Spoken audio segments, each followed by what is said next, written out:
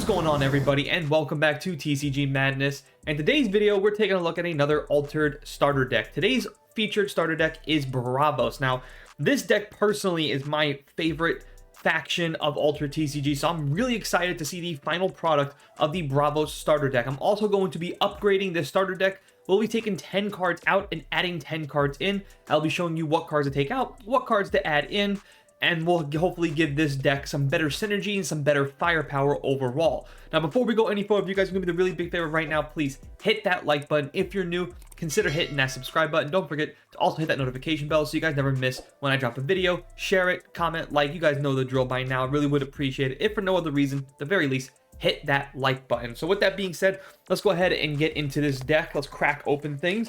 Now, this deck is...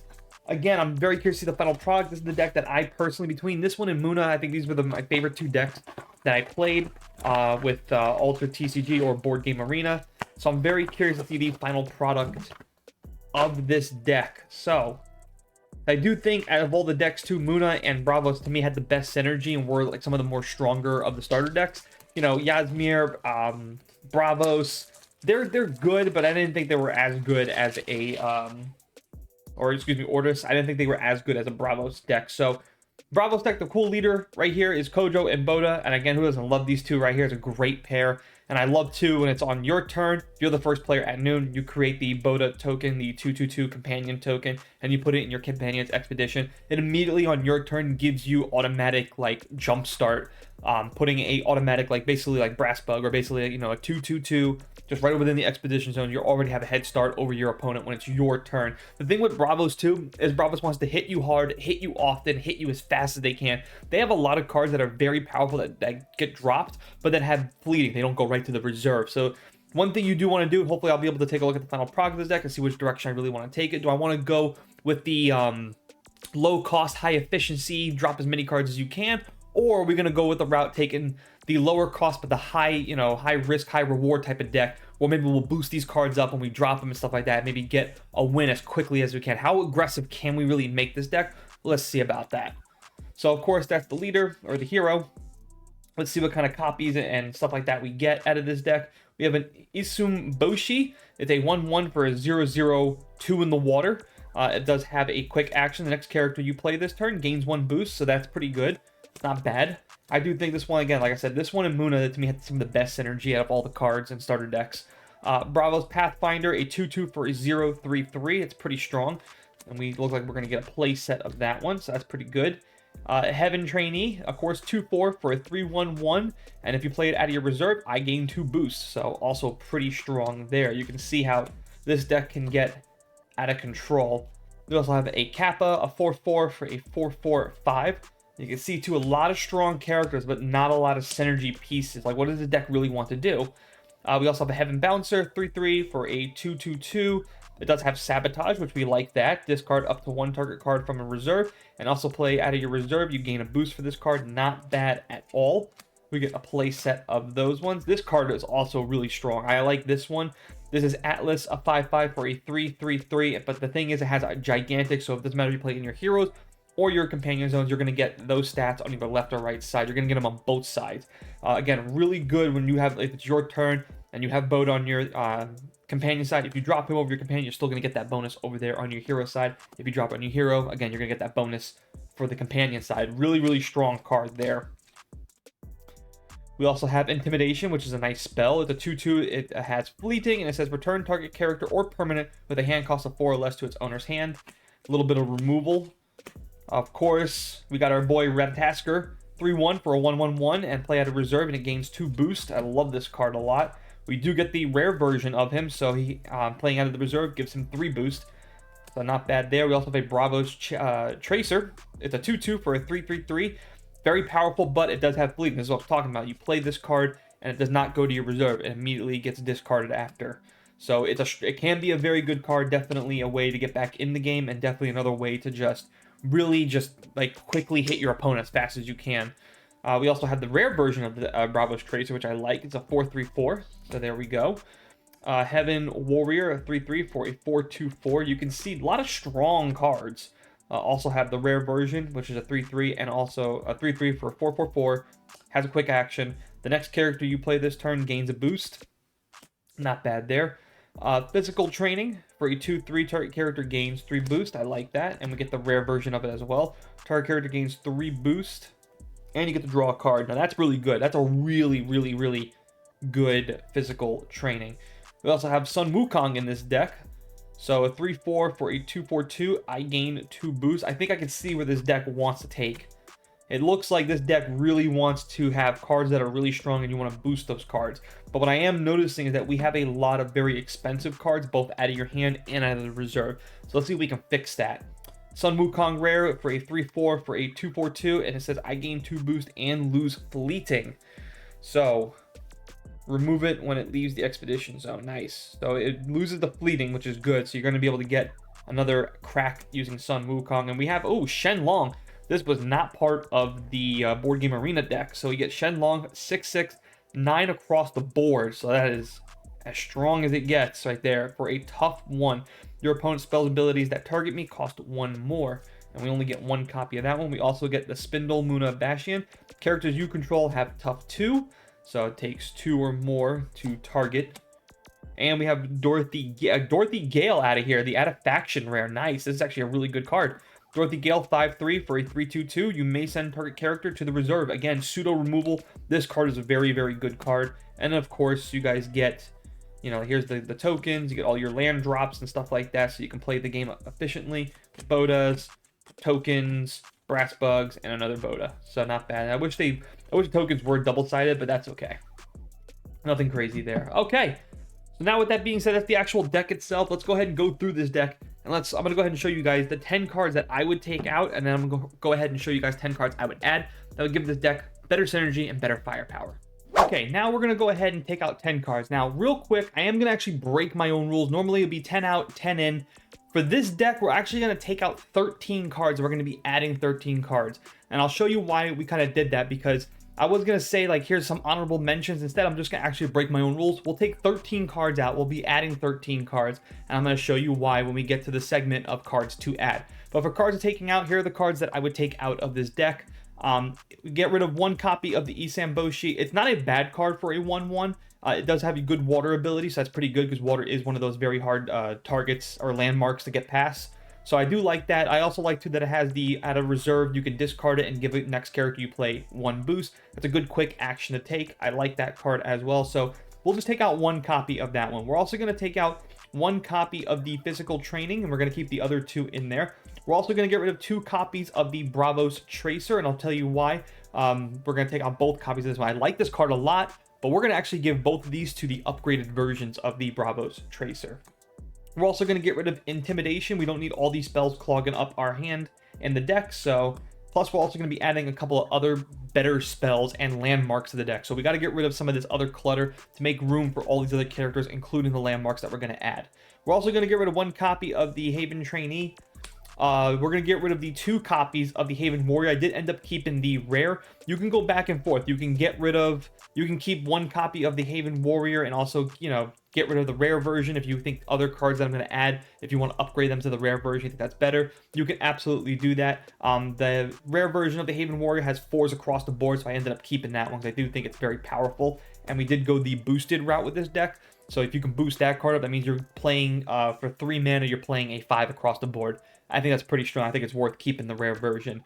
We're also going to get rid of the 1 permanent landmark. I don't think this card deserves to be in this deck. It only gives your characters tough 2. That's not bad or anything, but I actually found, I think, a better landmark to play than that one. We're also going to get rid of 1 copy of the Kappa, 1 copy of the Atlas, 1 copy of the rare Dorothy Gale. I like this card a lot, just don't think it deserves to be in this deck. And then we're also going to get rid of the very powerful copy of the Shenlong. Again, if you were building a Shenlong deck, because Bravos does a very good job of mana ramping, Shenlong definitely deserves to be in this deck. We did not go the ramp route, we went the boosting route. If you go the ramp route, absolutely put Shenlong in your deck. That's cards like Mana Channeling, Tiny Jin, Mighty Jin, those cards definitely deserve to be in this deck.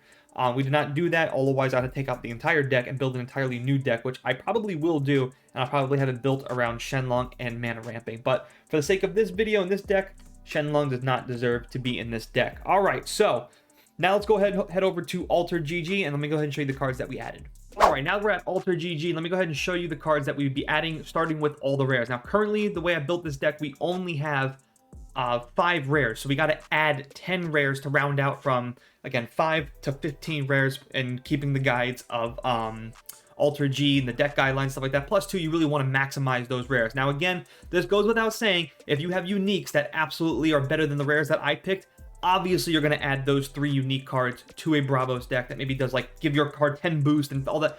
I completely get that. I just don't know what your unique situation looks like. So again, just keep that in mind when you're, looking through all of these cards that I'm building, 10 cards in, 10 cards out, or in this case 13. But again, just keep that in mind, like when you're doing all this deck build, like why is he not adding uniques? I don't know what your unique situation looks like. I'm just going to add cards that everyday players can get their hands on as of right now. So again, like I said, we took out 2 of those regular Bravos Tracers. We're going to absolutely round that out and put all 3 rares of the Bravos Tracers. This is a very, very powerful card, guys, for a 2 cost out of your hand and 2 out of your reserve to give any landmarks 4/3/4. I know it gains fleeting, which means you will not be able to use that card again unless there was a way to work around that, which, funny you should mention, there totally is. So 2 copies of that one, rounding out all our Bravos Tracers to 3. The other card we're going to add is the 3 copies of the Chiron. I like this card. It's a 2/2. I know you're looking at 1/0/0. That seems pretty weak on its own, but that bottom ability right there, up to 2 target characters each gain 1 boost. The fact that we can boost up cards playing him, which you're obviously going to do, you can obviously target himself as well. So I do like that. So you can pretty much have a 3/1/1 basically, or 3/2/2 across the board. Very, very powerful card, and I like that the rare ability allows you to play this ability out of any zone. So it doesn't matter where, the hand, the reserve, anything. It's just you're going to be able to boost characters, which is what this deck wants to do. Imagine playing Chiron with the Tracer, right? You drop Tracer, you drop Chiron, you boost up Tracers. Now Tracer is a 5/4/5. That's pretty powerful just on its own. So definitely like this card. I like the idea of boosting up. Plus, we also have cards like Atlas that deserve boosting. The Haven Warrior that we keep the 1 rare of. There's a lot of other cards. Ratatasker also is a good copy to boost up him as well. Very, very good on its own. I like that card a lot. The other card I like that you can also boost up to would be Blade Dancer. The Bravos Blade Dancer. This is a 1/3/1. So out of your hand, pretty cheap. Also, too, we're going to be adding 2 copies of this as well to your deck. And it also has Season. So if you boost this card, it actually keeps the boost. When it gets played out of your hand or even out of your reserve, it's going to automatically gain a boost. Out of your reserve, if you have 4 or if I have 4 boost or less, I lose fleeting. So as long as you only boost it up 1 more time, whether you play out of your hand and then you play it out of your reserve again, if you just boost up 1 more time, it's going to lose fleeting, which is very, very good. 4 boosts or less is not hard to actually accomplish that. You can pretty much get to that max, like that max toe line right there and just say, all right, enough. To lose fleeting, to keep all the boosts, and to basically have this card out there for another turn. It's kind of like pseudo-anchored for Bravos. It's the best way to do that, really. I like this card a lot. There could also be an argument to, instead of having 2 copies, to actually put 3 copies. But the other card that I went with 3 copies of the rares to round out your rares is I went with the Kelon Cylinder. This is the out-of-faction rare for Bravos. It's a 1/1, so again, sticking on theme, if you notice all these cards, very cheap, very cost-efficient. So we're going to be able to play a bunch of cards with this deck.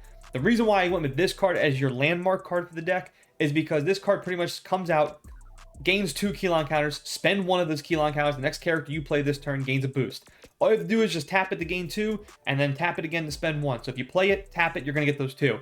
Then you can tap it to spend those 2. I absolutely love this card. I love boosting it. If you think about all the cards that do all these rares right here, right? All these cards. I know that gains fleeting, but if you boost it, it's still going to be worth it. You're still going to get at least 1 shot. Then don't forget, too, your hero also gives you a token companion out there. So you're going to be able to have a leg up in one of your zones when at the start of your turn with this deck. Chiron boost cards. This one boost cards, also gains fleeting and has Season. So if you boost her up, I mean, if you know you're going to lose the card, just boost it as many times as you can. Get that max ability out there for that. This card absolutely, I think, deserves to be in this deck. Now, I said that we could have stopped right there. That would have been the 10 cards in, 10 cards out. The reason why I broke my own rule and I went with 13 is because I definitely think this card absolutely needs to be in this deck. And that's why we went with 13 instead of the 10, because I can't see it in any world you would not put this in the deck that I just currently built. It's Helping Hand. It's a 1/2. Target character gains 1 boost and loses fleeting. Unbelievable. For just a measly 3 mana, you can drop Bravos Tracer, and then you can drop Helping Hand and get boosted, and it'll lose Fleeting, which means then it will go to your reserve. Then you can play it again out of your reserve. That's a very, very powerful ability. Now we're getting this max stat right here of it boosting, and we're going to get another crack at using Bravo's Tracer for a 4/3/4. Maybe you have another Bravo's Tracer in your hand. Now for 4 mana, you're dropping 2 Bravo's Tracers on your next turn. Like, there are some very good combos with this card. You must absolutely, I think this card absolutely belongs in this deck. There's no question about it, which is why I broke my own rules. Now, you remember too, I also kept 1 rare copy of the Haven Warrior. You can easily take that rare out, and you can go with another, like, you can go with the rare version of Helping Hand. It just has that reduce right there, and it says target character gains 2 boost instead of Fleeting. Again, absolutely, I think that the rare of this version I believe it belongs in this deck as well. But just the regular version on its own is still very good. Boost and Fleeting, you can't go wrong with that, honestly. You cannot go wrong with that.